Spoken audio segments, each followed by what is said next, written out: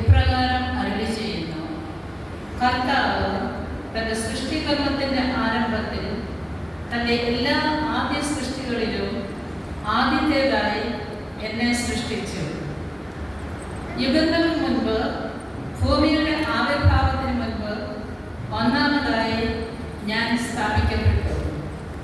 സമുദ്രങ്ങൾക്കും ജലസമൃദ്ധമായ അരുവികൾക്കും മുൻപ് തന്നെ എനിക്ക് ജന്മം നൽകി. പർവ്വതങ്ങൾക്കും കുന്നുകൾക്കും രൂപം കൊള്ളുന്നതിന് മുൻപ് ഞാൻ ഉണ്ടായി. ഭൂമിയോ അതിലെ വയലുകളോ ആദ്യത്തെ കുഴിത്തരിയോ നിർമ്മിക്കുന്നതിന് മുൻപ് എനിക്ക് ജന്മം നൽകപ്പെട്ടു. അവിടുന്ന് ആകാശങ്ങൾ സ്ഥാപിച്ചപ്പോഴും സമുദ്രത്തിന് മീതെ ചക്രവാളം നിർമ്മിച്ചപ്പോഴും ഉയരത്തിൽ മേഘങ്ങളെ ഉറപ്പിച്ചപ്പോഴും സമുദ്രത്തിന് ഉറവുകളെ സ്ഥാപിച്ചപ്പോഴും ജലം തന്റെ കൽപ്പന ലംഘിക്കാതിരിക്കാൻ വേണ്ടി സമുദ്രത്തിന് അതിരിട്ടപ്പോഴും ഭൂമിയുടെ അടിത്തറ ഉറപ്പിച്ചപ്പോഴും വിദഗ്ധനായ ഒരു പണിക്കാരനെ പോലെ ഞാൻ അവിടുത്തെ അരികിലുണ്ടായിരുന്നു. അനുദിനം ആഹ്ലാദിച്ചുകൊണ്ടും അവിടുത്തെ മുൻപിൽ സദാ സന്തോഷിച്ചുകൊണ്ടും ഞാൻ കഴിഞ്ഞു. മനുഷ്യൻ അധിവസിക്കുന്ന അവിടുത്തെ ലോകത്തിൽ ഞാൻ സന്തോഷിക്കുകയും മനുഷ്യർക്കിടയിൽ ആനന്ദം കണ്ടെത്തുകയും ചെയ്തു. കർത്താവിന്റെ വചനം.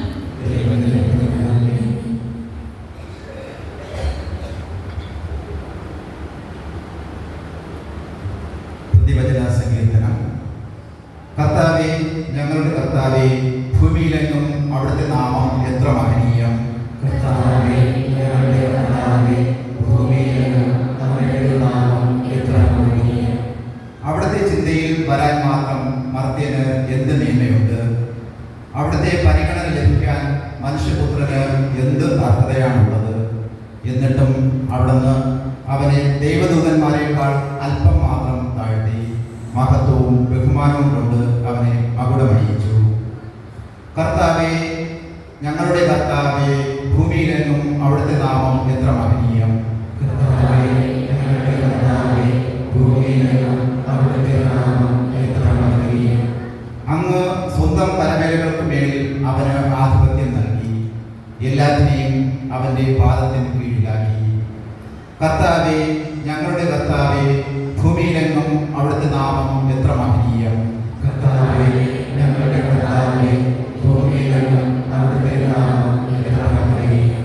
ആടുകളെയും കാളകളെയും വന്യമൃഗങ്ങളെയും ആകാശത്തിലെ പറവകളെയും സമുദ്രത്തിലെ മത്സ്യങ്ങളെയും കടലിൽ സഞ്ചരിക്കുന്ന സകലത്തിനെയും തന്നെ. കർത്താവേ, ഞങ്ങളുടെ കർത്താവേ, ഭൂമിയിലെങ്ങും അവിടുത്തെ നാമം എത്ര മഹനീയം. കർത്താവേ, ഞങ്ങളുടെ കർത്താവേ, ഭൂമിയിലെങ്ങും അവിടുത്തെ നാമം എത്ര മഹനീയം.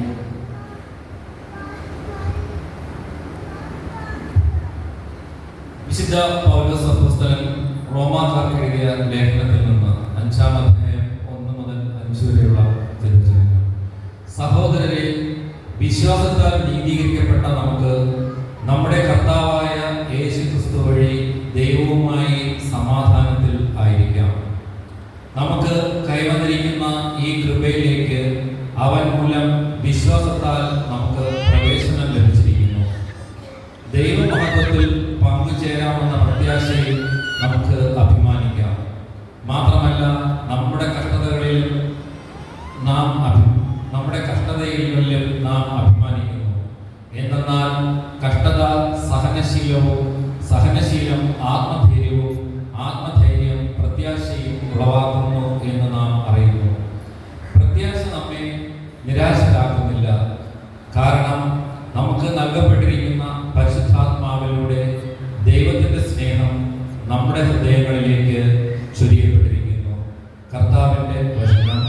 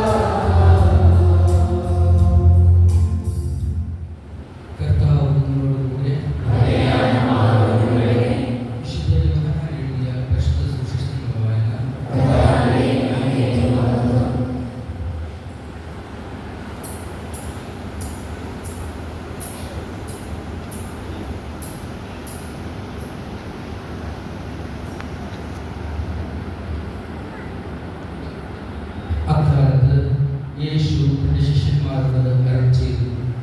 ഇനിയും വളരെ കാര്യങ്ങൾ എനിക്ക് നിങ്ങളോട് പറയാനുണ്ട്, എന്നാൽ അവ ഉൾക്കൊള്ളാൻ ഇപ്പോൾ നിങ്ങൾക്ക് കഴിയില്ല.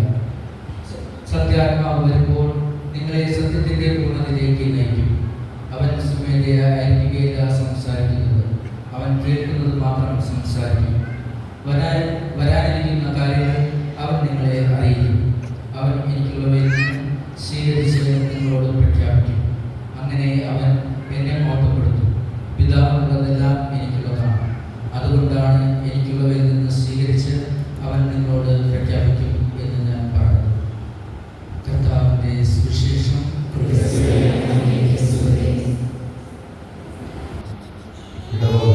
ജനങ്ങളെ, നിങ്ങളെല്ലാവർക്കും തിരുനാളിൻ്റെ എല്ലാവിധ പ്രാർത്ഥനകളും അനുഗ്രഹങ്ങളും നിറഞ്ഞ മനസ്സോടുകൂടി നേരുകയാണ്. എൻ്റെ പ്രസംഗം നിങ്ങളെങ്ങനെ ശ്രദ്ധിക്കുന്നു എന്നതിൻ്റെ മുന്നോടിയായിട്ട് ഒരു ചോദ്യം ചോദിക്കും. അത് ആമുഖത്തിൽ ജോയച്ചൻ പറഞ്ഞ സംഭവങ്ങളിൽ നിന്നാണ് ചോദ്യം.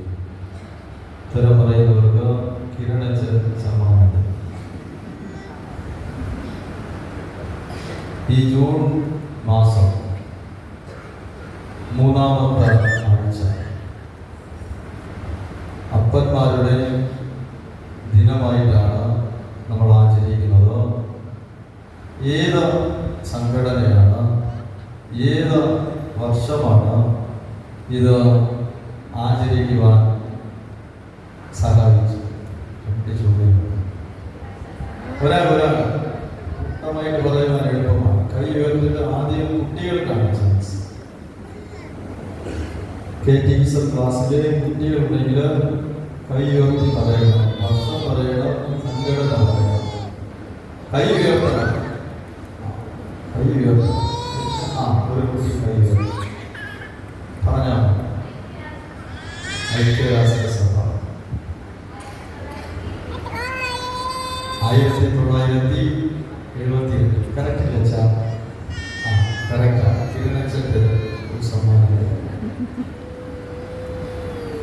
അടുത്ത ചോദ്യം, നിങ്ങൾ ആക്റ്റീവാണെന്ന് മനസ്സിലായി.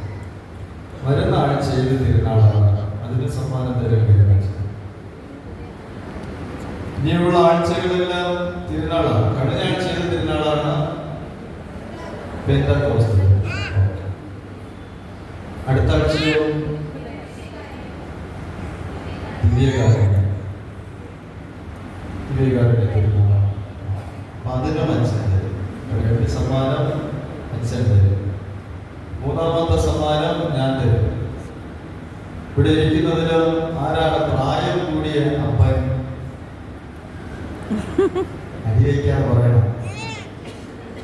ഇരിക്കുന്നതിലും ദേവാലയത്തിൽ ഞാനാണ് പ്രായം കൂടിയ അപ്പൻ. കിരണച്ചൻ ആദരിക്കുന്നത്. നിങ്ങളാണ് വയസ്സെത്ര? ഓർമ്മയില്ലേ? ആർക്കെങ്കിലും എതിരഭിപ്രായമുണ്ടോ? കേരളത്തിൽ ഞാനാണ് പ്രായം കൂടിയതെന്നോ പറയുന്ന ആരെങ്കിലും ഉണ്ടോ? അതെ, കിരണച്ചൻ വികാരി പറഞ്ഞു കഴിഞ്ഞ ദൈവമാണ്. അവസാനം അച്ഛൻ ആദരിക്കും.